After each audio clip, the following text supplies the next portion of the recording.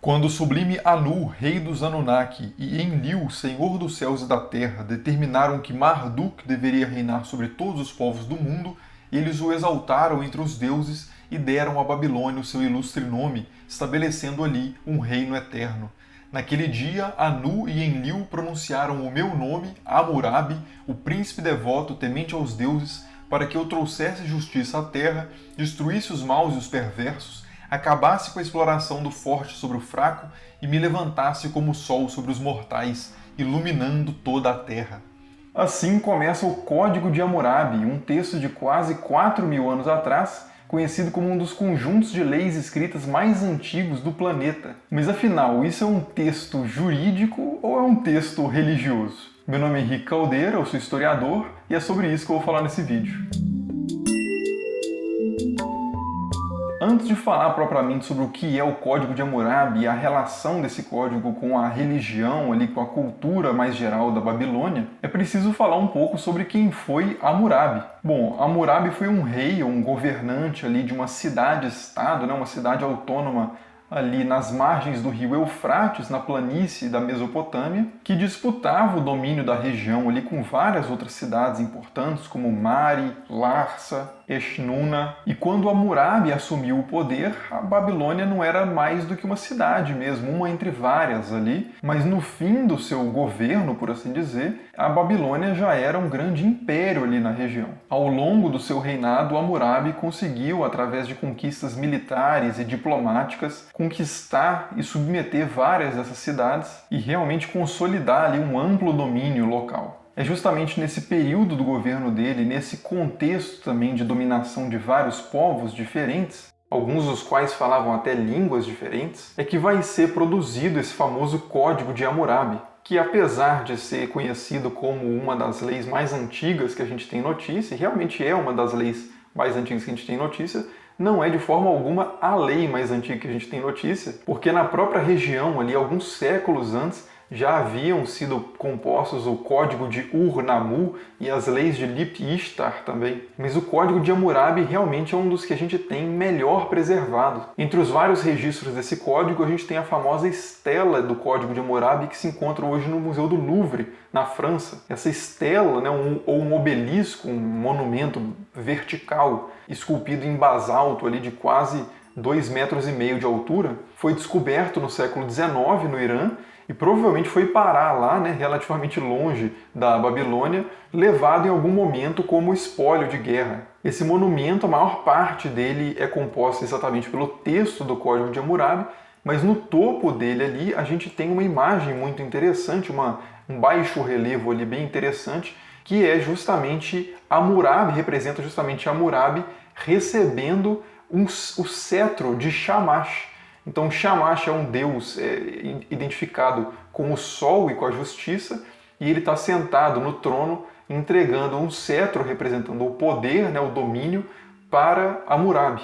Essa imagem já nos diz muito sobre a relação entre justiça e religião ali na região da Mesopotâmia, e não é só uma ilustraçãozinha assim do Código de Hammurabi, não, ela é extremamente importante, até porque essa estela, esse monumento, era muito mais um monumento de propaganda do poder de Hammurabi do que de fato uma constituição ou uma espécie de declaração de direitos. Apesar da gente chamar o Código de Hammurabi de Código de Hammurabi, como se fosse um código de leis no sentido moderno, que definisse como deve ser exatamente a justiça em determinado lugar, o Código de Hammurabi é mais propriamente um conjunto de sentenças ali que serviriam ali como uma referência, para a justiça local, mas que ninguém estaria com o Código de Hammurabi debaixo do braço na hora de conduzir um julgamento. Tem muito mais a ver com o que hoje se chama de direito consuetudinário ou de direito jurisprudencial, que é baseado no costume em casos já acontecidos, resoluções de casos já acontecidos, que inspiram novas decisões. Não é que se deveria seguir o Código de Hammurabi ali à risca. Mas de qualquer forma, conforme o prólogo do Código de Hammurabi, que eu li ali no início do vídeo, a gente pode perceber que ao longo de todas essas sentenças, o elemento religioso ali também está muito presente. São no total 282 sentenças, e elas falam sobre diversas áreas, né? Desde direito patrimonial, direito matrimonial, né? Usando assim categorias atuais, logicamente, né? Ele não é dividido nesses subtítulos. As sentenças são todas juntas ali, apesar de que tem uma certa ordem temática. E algumas partes ali desse código são até bastante famosas, né? Como a sentença 196 e a sentença 200, que dizem o seguinte: se um Aiwilum, que é um homem livre basicamente, destruiu o olho de um outro Aiwilum, destruirão também o seu olho.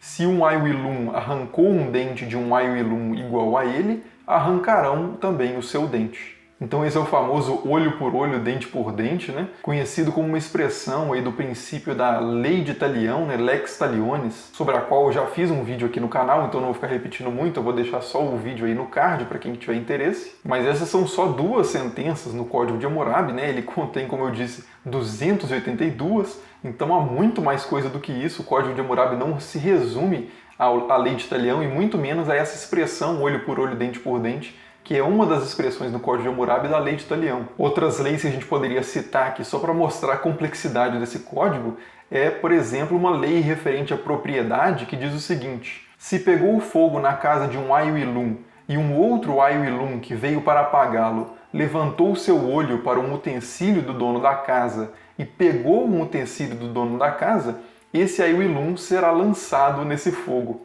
Então parece realmente uma situação bem específica, né? Mas que, como eu disse, é só uma sentença particular que deveria ser expandida, né? Extrapolada para casos semelhantes ou que tivessem alguma relação com alguma coisa contida aí nessa sentença. Outras sentenças muito interessantes e que dizem respeito a casamento ali na Mesopotâmia nos tempos de Hammurabi, diz o seguinte: se uma mulher tomou aversão a seu marido e disse-lhe, tu não terás relações comigo, seu caso será examinado em seu distrito.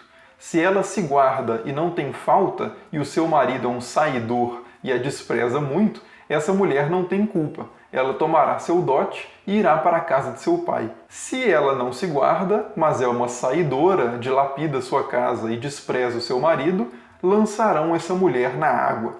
E essa referência à água aqui, jogar a mulher na água, já nos remete à questão principal aqui do vídeo, que é essa relação entre direito e religião na Mesopotâmia, porque essa água não é uma água qualquer, né? A água no Código de Hammurabi simboliza muitas vezes o elemento primordial ali, ápso, da cultura babilônica, que é muitas vezes referido como um deus. Então o afogamento tem muitas vezes esse significado simbólico de ser a execução da pena pelo próprio Deus que está matando ali a pessoa culpada. Outros exemplos disso, né, que é conhecido na história do direito como ordália, né, ou ordálio, que é a participação direta ali de Deus ou de um elemento da natureza na condução da pena ou no teste do acusado, é a sentença número 2 ali do Código de Hammurabi, que diz o seguinte: se um Aiwilum lançou contra outro Aiwilum uma acusação de feitiçaria, mas não pôde comprovar, aquele contra quem foi lançada a acusação de feitiçaria irá ao rio e mergulhará no rio.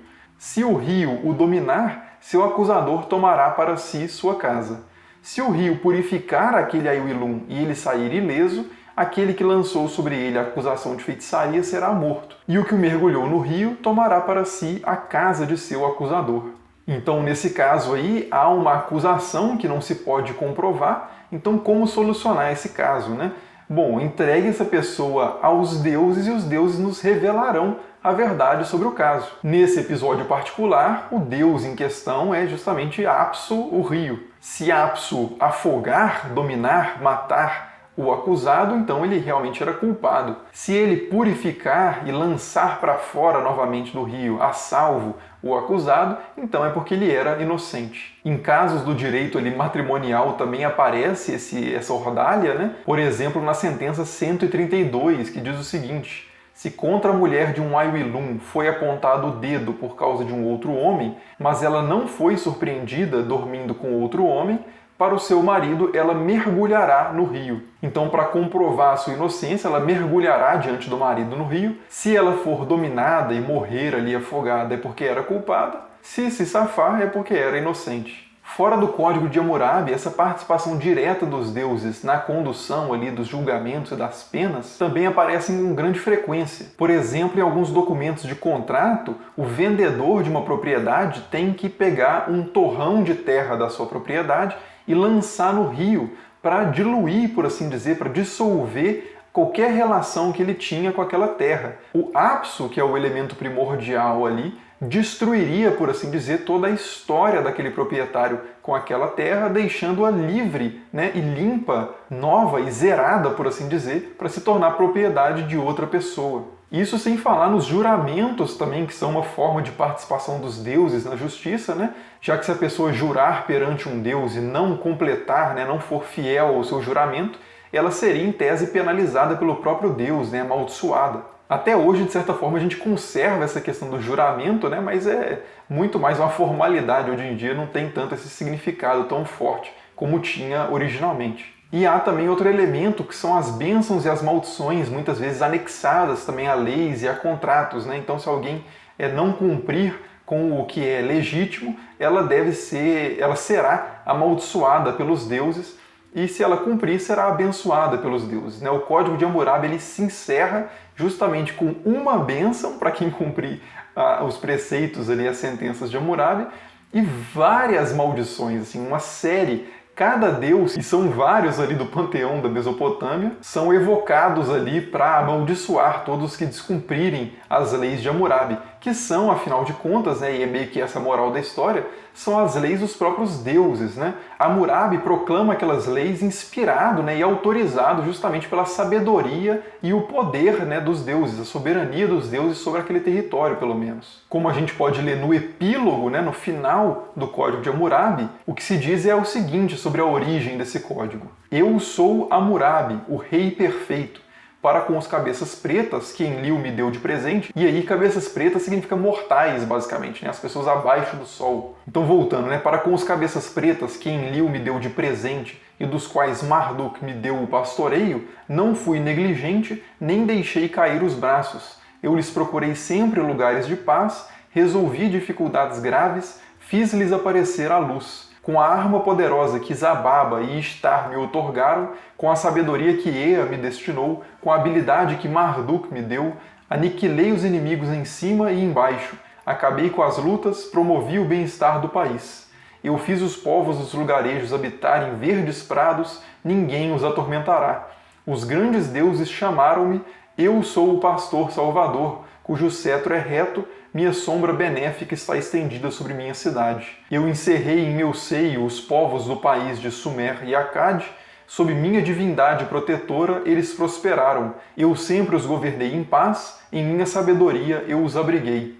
Então, muito claramente, aí, o Código de Hammurabi, a própria justiça de Hammurabi, da pessoa Hammurabi, é considerada como estando vinculada diretamente à vontade e ao poder dos deuses. Então, para encerrar essa reflexão, eu queria ler só um trechinho de um artigo do professor Marcelo Rede, da USP, sobre tudo isso que a gente está conversando aqui, que eu acho que resume muito bem essa relação entre justiça e religião na Mesopotâmia Antiga. Diz o professor Marcelo Rede: assim como a astronomia, a medicina e as demais formas de conhecimento, a cultura jurídica mesopotâmica jamais foi completamente autônoma em relação ao universo do sobrenatural. Suas representações e práticas sempre estiveram marcadas por uma íntima conexão com as concepções sobre o sagrado e as práticas rituais e mágicas. Uma vez que as leis eram consideradas o instrumento dos deuses para assegurar a convivência ordenada no plano social, a esfera jurídica consistia dos mesmos preceitos e procedimentos que caracterizavam todas as demais formas de contato com o universo do divino e que propiciavam a correta manifestação da vontade dos deuses acerca dos conflitos entre os homens. Ou seja, a pergunta sobre se o Código de Hammurabi era um texto religioso ou um texto jurídico simplesmente não faria o menor sentido para Hammurabi nem para nenhum dos seus contemporâneos ali na antiga Mesopotâmia. Afinal, não havia nenhuma divisão entre essas duas coisas. Então espero que essa reflexão toda tenha sido interessante para dar, assim, uma perspectiva de uma outra forma de pensar e de organizar a sociedade, que era a forma ali dos babilônicos. E eu vou deixar na descrição, como sempre, várias referências e recomendações de leitura, especialmente aí o artigo do professor Marcelo Rede e também uma tradução em português do Código de Hammurabi. Não é exatamente a tradução que eu usei para fazer esse vídeo, porque eu tenho ali em livro, então não teria como eu colocar aqui na descrição, mas já é uma forma de começar aí essa viagem, né, por esse mundo bastante diferente do nosso. Como sempre, muito obrigado por assistir e até o próximo.